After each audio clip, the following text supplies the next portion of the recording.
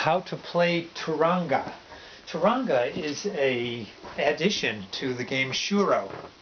And if you don't know how to play Shuuro, please check that video first, because this video assumes you already know how to play Shuuro, which is the 2-player variation. This is for playing a 4-player variation, and it's played in teams 2 against 2. Let me show you. This is what comes in the kit. It's just an add-on. It doesn't play anything by itself. Oh yeah. You hear those pieces in there? Check it out. Looks nice. Top of the box. Sturdy box. Made to last. Most important, the instructions tells you everything you need to know in a whole mess of languages. What is this? Les règles, die Regeln, les regole, las reglas. Well, it goes on and on. There's even Japanese in here. So it doesn't matter what nationality the people are you're playing with, you all get to play together. Now you know there's blue and red pieces in Shuuro, right? Well, in Turanga we're going to add green and yellow to the mix. And what are these? I'll show you. Get out your Shuuro board from your previous purchase. How are we doing here? Here's your Shuuro board. And these guys are neatly placed. Here, let me back this up so you can see. In the corners. Oh, what's this? Like this. Yellow, yellow. Green. Right.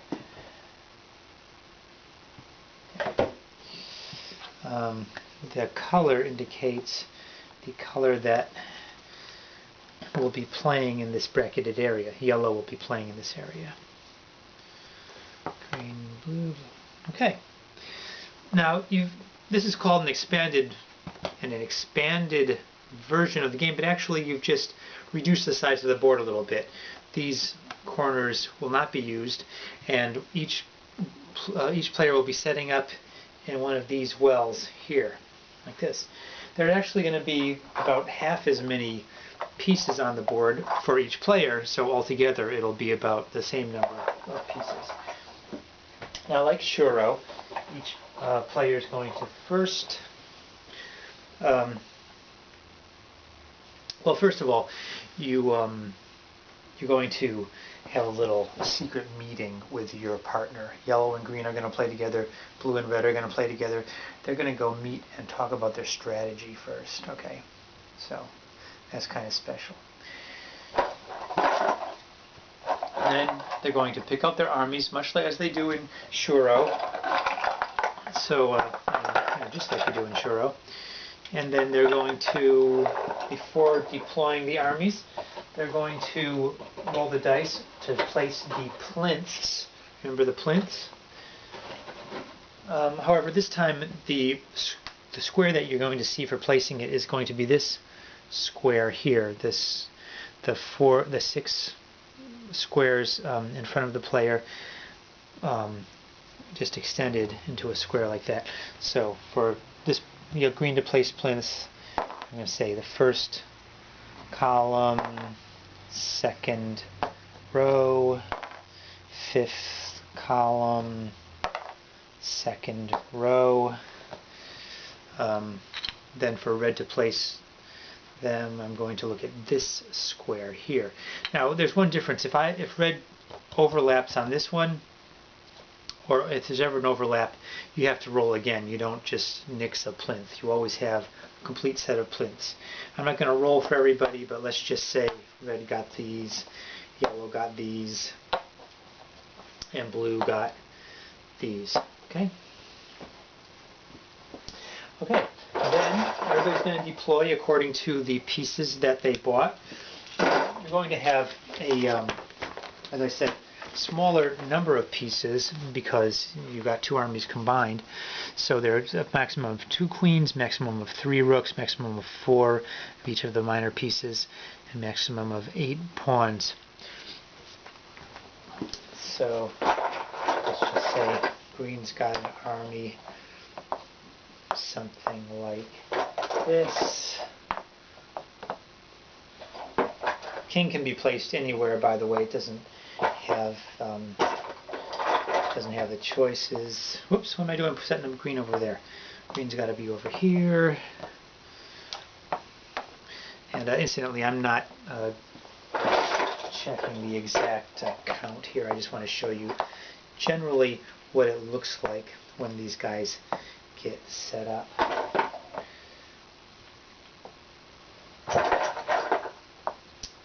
And of course, once they're set up, you begin playing. Now once you start playing, you can't continue to strategize. That's just, I mean, you can't continue to tell each other what you're doing.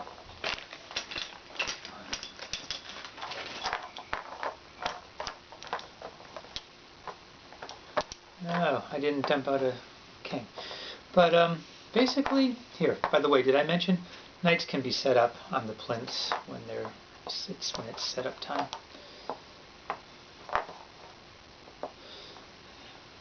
There's another rule, no more than 16 pieces total when you set up. Did I say no king? And basically this is oh, I gave you too many pieces. Excuse me, you guys. Sorry, other players. I just want to show you what this looks like because it's pretty. Oops, 2 queens max, right?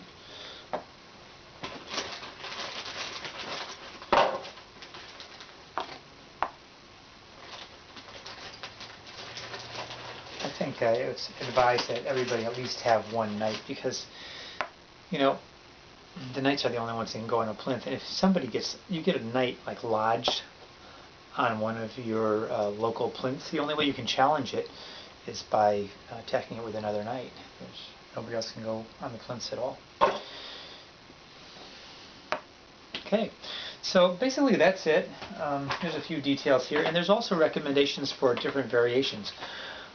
These pieces, these little squares, have additional thing on the other side, and the idea of that is that you can make your own variations. You can make up a game that adds more squares in different parts of the board.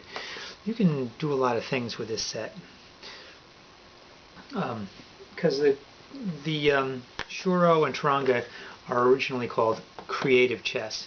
So while the idea is to give you a couple of great new games for 2 or 4 players, the greater idea is to give you a way to expand your own sense of chess and your own chess play to just have more fun than you ever imagined possible.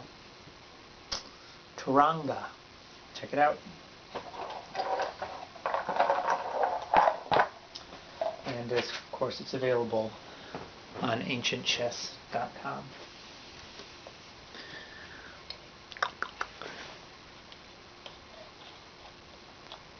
Voila.